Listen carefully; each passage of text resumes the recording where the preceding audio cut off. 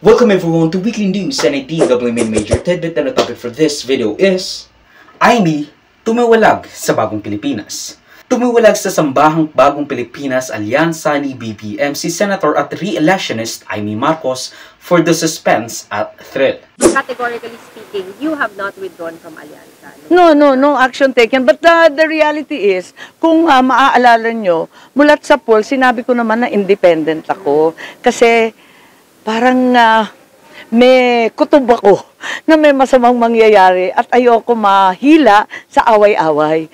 Ang gusto ko, eto yung type ko yung trabaho lang ng trabaho ko, operatiba, agrikultura, ayan, yung mga social pension ng matatanda, yan ang type kong gawin. Hindi ko gusto itong bangayan ng bangayan, bardagulan ng bardagulan. Sa totoo lang, kaya sinabi ko, mulat sa pool, independent ako ha, ayokong kumampi, kasi kinakabahan ako na magkakaumpugan talaga yung dalawang panig. Nangyari nga po sa awa ng Diyos, sa kasamaang palad, nagdilang anghel, ayan, mabuti na lang at independent ako mula sa umpisa. The move apparently came about nang hindi minention ni President Marcos ang pangalan ng kanyang ate, Sanse, Ditse, or whatever she is, sa isang campaign rally sa Cavite, only mentioning 11 out of the 12 official Alyansa administration candidates. Kaya po, magkaisa po tayo. Magkaisa po tayo sa ating alyansa. At huwag natin gawing alyansa lamang nitong 11 na tao, 11 na kandidato na tumatakbo bilang senador na kasama sa alyansa. Samahan niyo po kami. Samahan niyo po kami at magka-alyansa rin tayo. Magkapit-bisig po tayo at sama-sama po natin pagandahin ang buhay ng bawat Pilipino. Magsama-sama po tayo, magtulungan po tayo, mag-alyansa po tayo muli upang ipagpalabanan ang kahirapan, upang labanan ang krimen, upang labanan ang mga drug lord na pumapasok dito sa Pilipinas. Ito po, hinaharap ko po sa inyo ang ating alyansa na siyang gagawa at siyang magtatrabaho upang pabalikin ang kapayapaan dito sa ating minamahal na Pilipinas. Maraming salamat po. This has been a long time coming. Alam naman natin, nung unang unveiling ng alyansa candidates, dumidistansya na si Senator Aimee, even going so far as to say na she wants to be an independent at neutral na senador, withdrawing nung una pa lang. Maraming salamat. Talagang sakripisyo na tumayo ng mag-isa, pero kinakailangan maging malaya at matatag. Eto nga, maraming nagsasabi noon na ako'y namamangka sa dalawang ilog. Ang ninanais ko ay ako ang daan kung saan magtatagpo ang lahat ng ilog. Tangway, ika nga sa atin. It's a tremendous sacrifice to stand alone. But I need to be free to cross the line, to talk to all parties, and to get things done. Uniteam was a dream that I shared in 2022, and I hold fast to that dream of unity for all Filipinos. But of course, bumalik rin siya dahil siguro bumaba na sa ranking ng mga senatoriables kahit na according to the Nielsen ad rating and reported by the Philippine Center for Investigative Journalism na nasa 1 bilyon na ang kanilang nagastos, with Camille Villar, daughter of the richest man in the Philippines, former presidential candidate, former Senator and former House Speaker Manny Villar, at outgoing Senator Cynthia Villar. Tapos ngayon, aalis na naman. This time dahil sa irregularidad daw sa pag-aresto kay former President Rodrigo Duterte. To it, I kinda agree. Although, wala namang pakiang ICC sa local constitutional rights ng mga akusado, basta nasa kanila na yung akusado. And unfortunately, hindi rin siya in-endorse ni VP Sara Duterte. Womp womp. Wala kaming napag-usapan, ma'am, about endorsement ni Senator Aimee Marcos. Let me just express my gratitude to Senator Aimee Marcos for opening the Senate investigation, para siguro hindi na maulit at para napapag-usapan siya sa loob ng ating pamahalaan at para mailagay officially yung mga posisyon ng iba't ibang tao, iba't ibang sektor. Kasama din yung position ko as Vice President at yung document na galing sa Office of the President na pirmado ng ating Pangulo.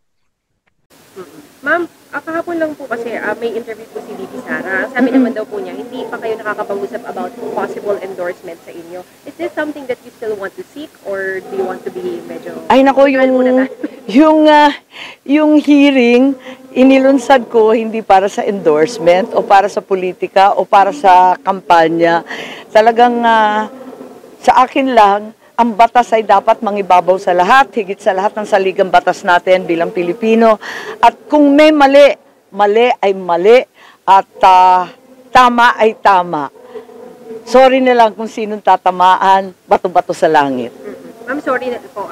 Ako'y nagtataka kung bakit tinutukoy na anti-administration yung hearing. Sa totoo lang, talagang nagbukas ako ng hearing upang malaman kung ano talaga ang nangyari kasi nasa napaka-emosyonal na estado ang buong bansa. Lahat tayo umiiyak, nagulat, talagang nagsisigawan.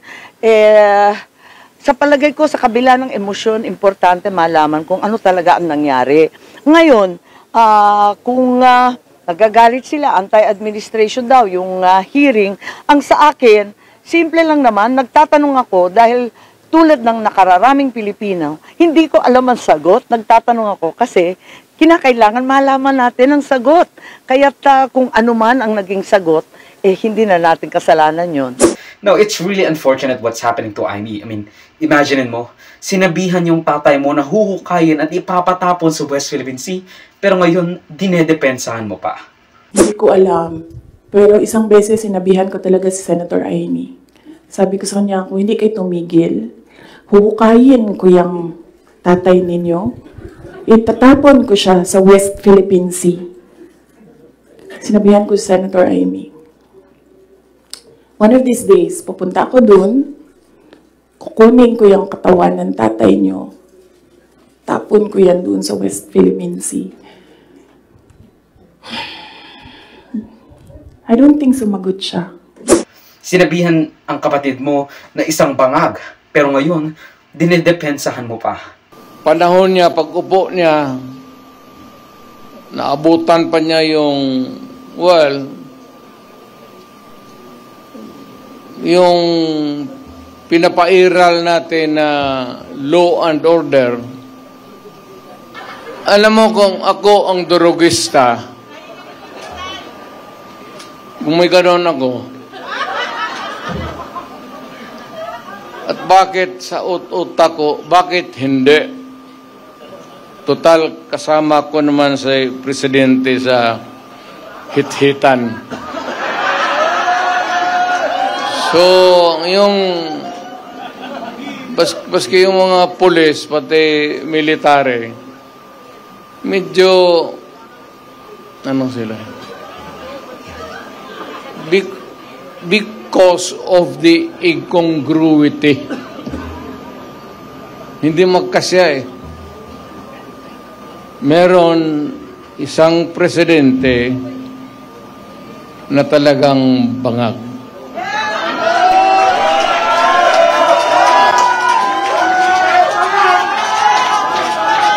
Hindi naman.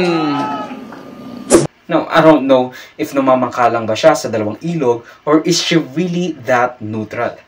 And by neutral, I mean by two of the kasamaan versus kadiliman. Thanks. No, ayon kay Amy, unconstitutional ang pagpapakulong kay former President Rodrigo Duterte at meron tayong proper standard operating procedures na ang soberanya natin ay hindi dapat sinusuko sa ibang governing and judicial body internationally at dapat ine-ensure ang constitutional rights ng mga Pilipino, including the former president. Nagkaroon rin ng mga ugong-ugong na may planong ipalit ng Administrasyong Marcos sina Amy and Camille Villar with the Kiko Bam tandem deeply associated with the Pink movement to finally create a uni-pink tandem. However, Bam Aquino, Kiko Pangilinan of Kiko Bam, and Toby Tiangco, Malabon representative and campaign manager of Alianza Admin Bets, categorically denied ever having talks with each other Where, this comes at a worrying time for a lot of alanganins, and dahil nag-umpisa na rin ang local campaign period ng mga kumakandidato sa House of Representatives, mayoral, vice-mayoral, at city council seats. Now, of course, and this is something that I will preach however much I want to. Bumoto ng maayos, may konsensya, ng matalino, may sentido komon, at ng may dangal para sa sektor ng lipunan tulad ng mga manggagawa, business owners, mga kabataan, mga senior citizens, at mga nasa laylayan. Ang video clip na ito ay galing sa aking series ng News Reverdy Recap. Check the entire videos for the complete weekly news recap and subscribe to the channel to be kept up to date sa mga local at global news na I'll make sure will be interesting to you. Particularly you, whatever your name is. Hindi ko alam, sorry. Salamat sa panonood mga ka-farmy. Like, subscribe, follow me like sa socials and avoid Joseph that will be linked down below. So, susunod, of course, paalam.